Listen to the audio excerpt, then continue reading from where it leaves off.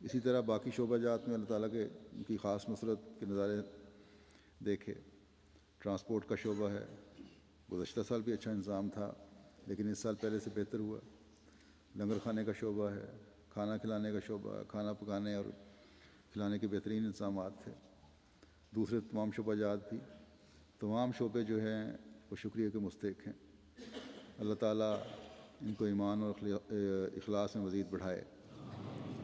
Police نے بھی جلسہ کے بعد ہماری انتظامیہ سے یہی کہا ہے کہ غیر معمولی سکون کے ساتھ تمام کام ہوئے ہیں، جو ہمارے لیے بھی نمونہ ہے۔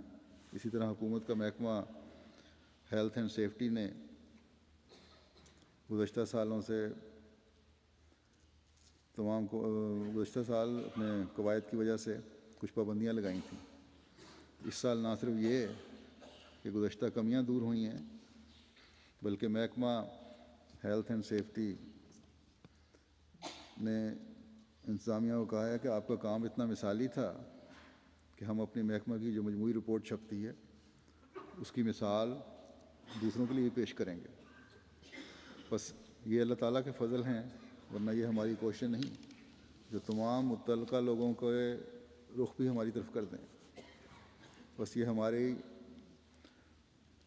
ہماری نظر تو ہمیشہ کی طرح خدا تعالیٰ کی طرف ہی ہے اور ہونی چاہیے، اور اس کی ہم حمد کرتے ہیں جو اپنے فضلوں سے ہمارے کاموں کی پردہ پوشی بھی فرماتا ہے اور بہتر نتائج پیدا فرماتا ہے اور دشمن کے منصوبوں کو بھی خاک میں ملاتا ہے۔ ہم اللہ تعالیٰ کے شکر گزار ہیں کہ اس نے اپنا خاص ہاتھ رکھتے ہوئے اور نصرت فرماتے ہوئے تمام شعبہ جات کے کارکنان کو اپنے فرائض ادا کرنے کی توفیق عطا فرمائی، اور جیسا کہ میں نے کہا کہ شاملین نے بھی اور ایم ٹی اے کے ذریعے سے دیکھنے والوں نے بھی جلسے پر اللہ تعالیٰ کے افضال کی بارش ہوتے دیکھی، جس کا اظہار خطوط میں ہو رہا ہے۔ اللہ ہم پر اپنے فضلوں کو ہمیشہ بڑھاتا چلا جائے، اور ہم حضرت مسیح موعود علیہ الصلوۃ والسلام نے جو ہم پر حسن ظن فرمایا ہے اس پر پورا اترنے کی کوشش کرنے والے ہمیشہ بنے رہیں۔ آپ فرماتے ہیں کہ جو کچھ ترقی اور تبدیلی ہماری جماعت میں پائی جاتی ہے وہ زمانے بھر میں اس وقت کسی دوسرے میں نہیں۔ بس ترقی اور تبدیلی میں ہم نے قدم آگے بڑھانا ہے انشاءاللہ، اور اللہ تعالیٰ کی حقیقی حمد کرنے والا بننا ہے، تاکہ اللہ تعالیٰ کے فضل ہمیشہ ہم پر پہلے سے بڑھ کر نازل ہوتے چلے جائیں۔ اللہ تعالیٰ ہمیں اس کی توفیق عطا فرمائے۔ ایک افسوسناک خبر بھی ہے آج، مکرم مصطفیٰ ثابت صاحب جو ہمارے مصری احمدی تھے، وہ ان کا انتقال ہو گیا کل۔ انا للہ و انا الیہ راجعون۔ ان کی نماز جنازہ تو انشاءاللہ غالباً سوموار کے دن پڑھائی جائے گی، لیکن ان کے بعض کوائف پیش کرتا ہوں۔ یہ 1936 میں ان کی پیدائش ہوئی مصر میں، فروری 1936 میں، تو اس لحاظ سے تقریباً 74 سال عمر بنتی ہے، اور موسی تھے اللہ تعالیٰ کے فضل سے۔ 1971 سے یہ کینیڈا میں تھے، 1955 میں ان کی بیعت ہوئی تھی۔ اس کی تفصیلات تو بیعت کی کافی لمبی تفصیلات ہیں۔ الفضل میں طاہر ندیم صاحب جو عرب احمدیوں کو تعارف کرانے ہیں اس میں انہوں نے لکھا بھی ہے ان کے بارے میں۔ ان کا ایک بیٹا اور ایک بیٹی ہیں، پہلی اہلیہ ان کی وفات پا گئی تھی، پھر انہوں نے دوسری شادی کی ہے، اور یہ مختلف اپنے آئل کمپنیوں میں بھی کام کرتے رہے ہیں۔ جماعتی عہدے ان کے پاس تھے، کینیڈا میں نیشنل سیکرٹری تبلیغ رہے ہیں، اور 85 میں انٹرنیشنل کمیٹی کے چیئرمین بھی رہے۔ ایک خاص جوش اور ولولہ جماعتی خدمات کا ہی رکھتے تھے، آڈیو ویڈیو کیسے تیار کرتے رہے عربوں کے لیے۔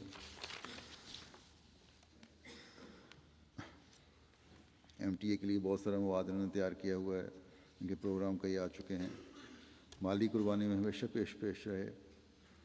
اپنی بہت ساری بڑی بڑی رقمیں بعض جماعت کے لیے پیش کی انہوں نے. ان کے بارے میں ایک دفعہ خلیفۃ المسیح رابع نے فرمایا تھا کہ میں نے ایک دفعہ حساب کیا تو یہ اپنی آمد کا 70% چندوں میں ادا کر دیا کرتے تھے. بہت زیادہ مالی قربانی کرنے والے تھے.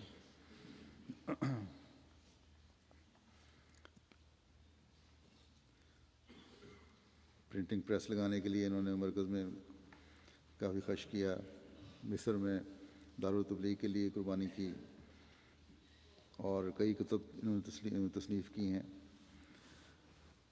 محکمۃ الکفر عربی کتاب ہے، اجوبہ عن الایمان، الاسلام و الدین الحی، معجزہ فلکیہ، اسیرۃ المطہرہ، دلائل صدق الانبیاء، اور اسی طرح حضرت رسول اللہ خان صاحب کی کتاب جو ہے حضرت خلیفہ اول پہ نور الدین، اس کا انہوں نے ترجمہ کیا عربی میں. خلیفہ مسیح رابع کی کتاب revolution rationality knowledge and truth کا ترجمہ کیا. 5 والیوم کومنٹری کی جو پہلی جلد ہے اس کا انہوں نے ترجمہ کیا.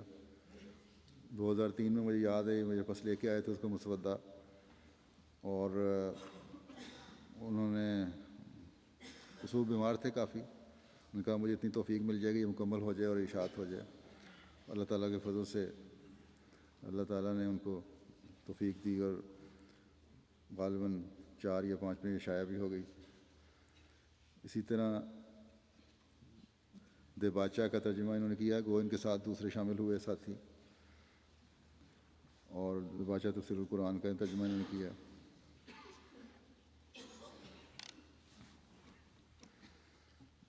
جلسوں پر تقریریں اچھی کیا کرتے تھے، ہر تاریخ میں بڑھ چڑھ کے حصہ لینے والے تھے. میں نے ان کو پہلی دفعہ دیکھا ہے 1984 میں، غالباً یہ گھانا 84 میں گئے تھے. اس کے مسیح رابع کے کہنے پر گھانا میں اس وقت بعض غیر احمدیوں کا خیال تھا کہ عرب مسلمان جو ہیں وہ احمدی نہیں ہوتے، تو اس وقت ان کو بھجوایا تھا خلیفہ مسیح رابع نے کہ جائیں اور وہاں ان مسلمانوں میں جہاں عربوں کا زیادہ رسوخ ہے ان میں احمدیت کی تبلیغ کا، تو اللہ تعالیٰ کے فضل سے ان کو وہاں کافی موقع ملا. اور اس کے بعد اب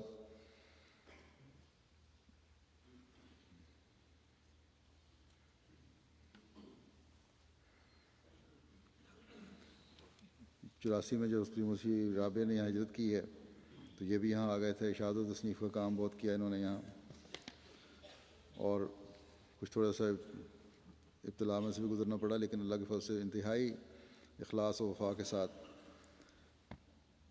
انہوں نے اخلاص و وفا انہوں نے دکھایا، اور اللہ تعالیٰ نے بہت اجر عطا فرمایا ان کو. پھر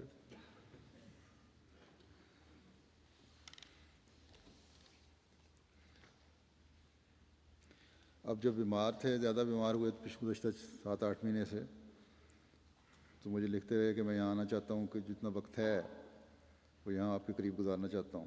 تو میں نے کہا تھا آ جائیں یہیں، تو یہاں تشریف لے آئے. گیسٹ ہاؤس میں جس دن آئے ہیں کافی بیمار تھے، مجھے پتہ لگا تو میں نے کہا جا کے میں پتہ کرتا ہوں، لیکن ان کو کسی طرح پتہ لگ گیا کہ میں آ رہا ہوں. تو بڑی تیزی سے یہ اپنے کمرے سے نکلے ہیں اور دفتر پہنچ گئے میرے. میں نے ان سے پوچھا بھی کہ میں خود آ رہا تھا، انہوں نے کہا نہیں یہ نہیں ہو سکتا، میں آیا ہوں تو میں نے خود ملنے آنا تھا.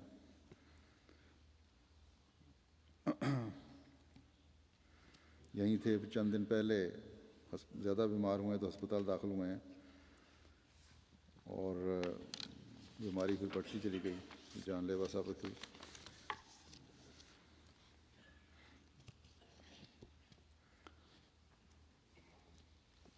جو پروگرام تھے عربی کے الحوار المباشر، اس میں ان کا بڑا کردار رہا ہے، اور حقیقی حق ادا کیا ہے انہوں نے حضرت مسیح موعود علیہ الصلوۃ والسلام کے غلام ہونے کا اور کثر صلیب کا، بائبل کا گہرا علم رکھتے تھے، اور اس وجہ سے بڑے بڑے پادری بھی ان کا احترام کرتے تھے۔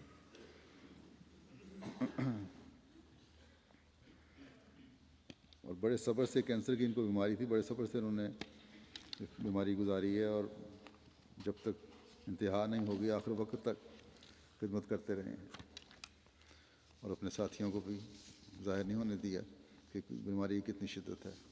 اللہ تعالیٰ ان کے درجات بلند فرمائے۔ انشاءاللہ تعالیٰ جیسا کہ میں نے کہا، سوموار کو ان کا غالب خیال یہی کہ جنازہ ہوگا۔ ان کے بچوں نے آنا، ایک بیٹا اور بیٹی نے۔